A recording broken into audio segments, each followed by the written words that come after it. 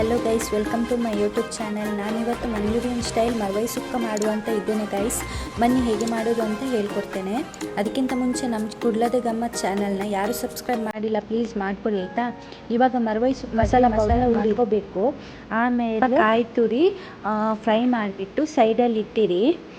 ಆಮೇಲೆ ಹುಣಸೆ ಹುಳಿ ಸ್ವಲ್ಪ ನೀರಿಗೆ ಹಾಕಿಬಿಟ್ಟು ಸ್ವಲ್ಪ ಹಿಂಡಿ ಸೈಡಲ್ಲಿ ಇಟ್ಟಿರಿ.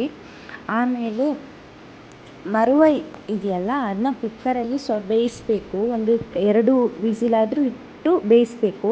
ಆಮೇಲೆ ಅದನ್ನು ಬಾಣಲೆಗೆ ಶಿಫ್ಟ್ ಮಾಡಿಬಿಟ್ಟು ಅದಕ್ಕೆ ಟೊಮೆಟೊ ಆನಿಯನ್ ಎಲ್ಲ ಮಿಕ್ಸ್ ಮಾಡಿ ಸ್ವಲ್ಪ ಬೇಯಲಿ ಬಾಣಲೆಯಲ್ಲಿ. ಆಮೇಲೆ ನೀವು ಫಸ್ಟಿಗೆ ಹುರಿದಿಟ್ಟಿರೋದು ಇದೆಯಲ್ವಾ, ಮಿಕ್ಸಿ ಮಾಡಿರೋದು ಮಸಾಲ ಪೌಡರ್ ಇದೆಯಲ್ಲ ಅದನ್ನ ಹಾಕಿಬಿಟ್ಟು ಸ್ವಲ್ಪ ಹುಣಸೆ ಹಣ್ಣಿನ ರಸ ಇತ್ತಲ್ಲ ಅದನ್ನ ಹಾಕಿಬಿಟ್ಟು ಸ್ವಲ್ಪ ಬೇಯಲಿ.